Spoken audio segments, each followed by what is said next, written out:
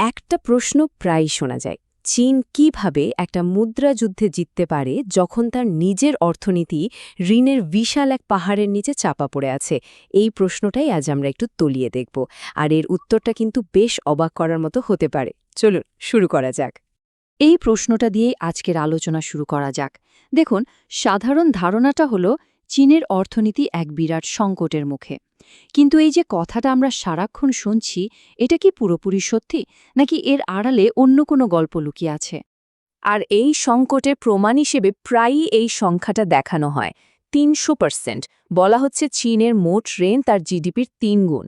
আর এই পরিসংখ্যান দেখিয়ে ধরে নেওয়া হয় যে চীনের অর্থনীতি ভেঙে পড়াটা এখন শুধু সময়ের অপেক্ষা। এখানেই আসল প্রশ্নটা, এই যে বিশাল অঙ্কের ঋণ, এটা কি সত্যিই চীনের পতনের কারণ হবে, নাকি এটা আসলে তাদের একটা গোপন অর্থনৈতিক অস্ত্র?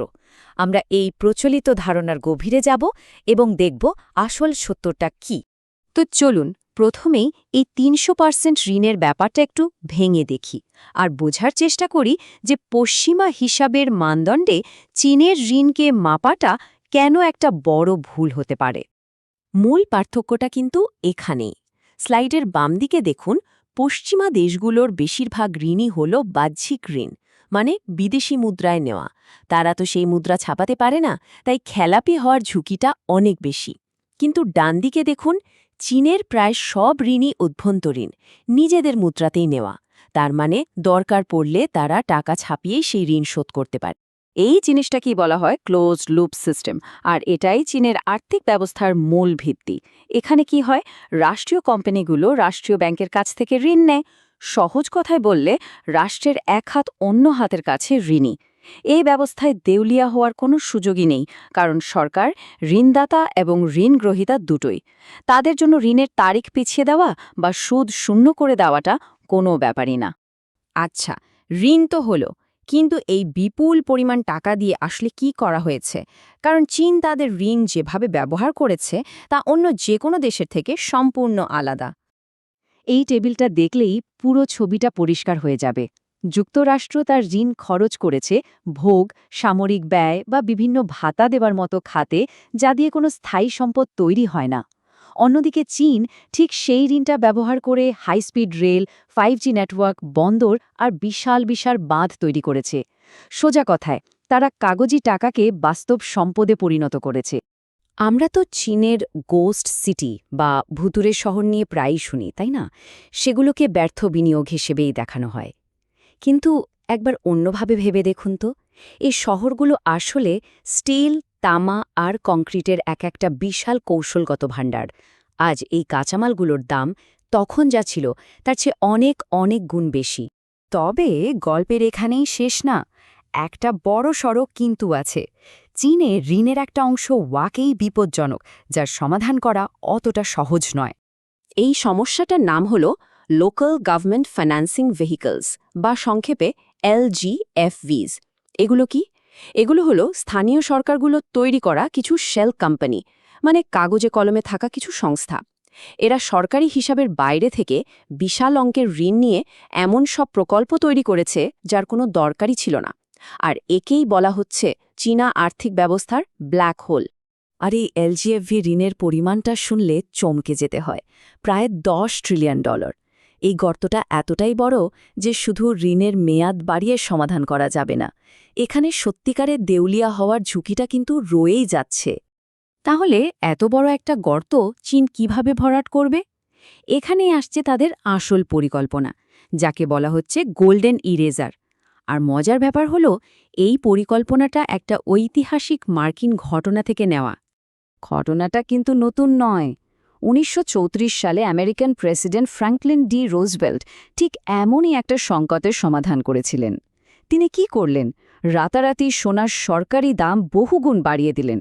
এতে কি হলো, মার্কিন ট্রেজারির সম্পদের মূল্য কাগজে কলমে অনেক বেড়ে গেল, আর সেই লাভ দিয়ে দেউলিয়া হয়ে যাওয়া ব্যাংকগুলোকে বাঁচানো হলো। মনে করা হচ্ছে চীন ঠিক এই পথেই হাঁটার প্রস্তুতি নিচ্ছে। কিন্তু এই প্ল্যানটা কাজে লাগাতে গেলে তো প্রচুর সোনা দরকার। সরকারি হিসাবে চীনের সোনা আছে মাত্র ২,২৩৫ টন। কিন্তু আসল গল্পটা কি তাই? বিভিন্ন বিশ্লেষণ বলছে তাদের আসল সোনার ভাণ্ডার 30,000 টনেরও বেশি, যা তারা খুব সচেতনভাবে বিশ্বের চোখের আড়ালে রেখেছে। তত্ত্বটি বলছে এই পরিকল্পনা সফল করতে হলে চীন সোনার একটা নতুন তাত্ত্বিক দাম ঠিক করতে পারে, আর সেই দামটা হতে পারে প্রতি আউন্স $20,000 মতো একটা অবিশ্বাস্য অঙ্ক। এই স্লাইডের সহজ হিসাবটা একবার দেখুন। যদি সোনার দাম আউন্স প্রতি $20,000 করা হয়, তাহলে চীনের মোট সোনার মূল্য দাঁড়াবে $20 ট্রিলিয়ন। এর ফলে যে $17.4 ট্রিলিয়ন কাগজে লাভ হবে, তা দিয়ে $10 ট্রিলিয়ন এলজিএফবি ঋণ শোধ করা তো কোনো ব্যাপারই না। আর তারপরেও হাতে থেকে যাবে প্রায় $7.5 ট্রিলিয়ন। এখন এই তত্ত্বের সপক্ষে শেষ এবং সবচেয়ে গুরুত্বপূর্ণ প্রমাণটার দিকে নজর দেয়া যাক।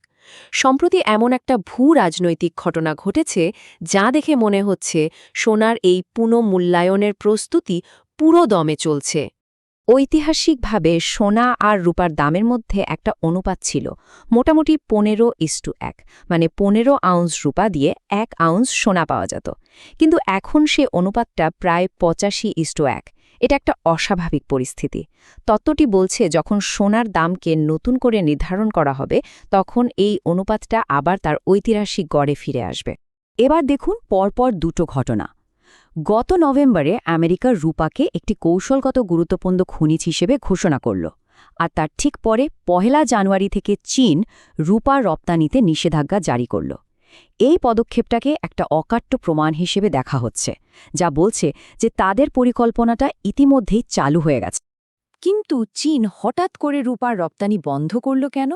কারণটা হলো চীন বিশ্বের সবচেয়ে বেশি রূপা ব্যবহার করে, বিশেষ করে সোলার প্যানেল, ইলেকট্রিক গাড়ি আর সামরিক প্রযুক্তিতে তাদের প্রচুর রূপা লাগে। যদি সোনার দাম বাড়ে, তাহলে রূপার দামও আকাশে উঠবে, আর সেটা হলে চীনের শিল্প খাত একেবারে পঙ্গু হয়ে যাবে। তাই নিজেদের শিল্পকে রক্ষা করার জন্যই তারাই রপ্তানি নিষেধাজ্ঞা জারি করেছে, একটা প্রতিরক্ষামূলক বেষ্টনী তৈরি করেছে। তাহলে এই পুরো ভূ-রাজনৈতিক বিশ্লেষণ থেকে সাধারণ মানুষের জন্য কি করণীয়?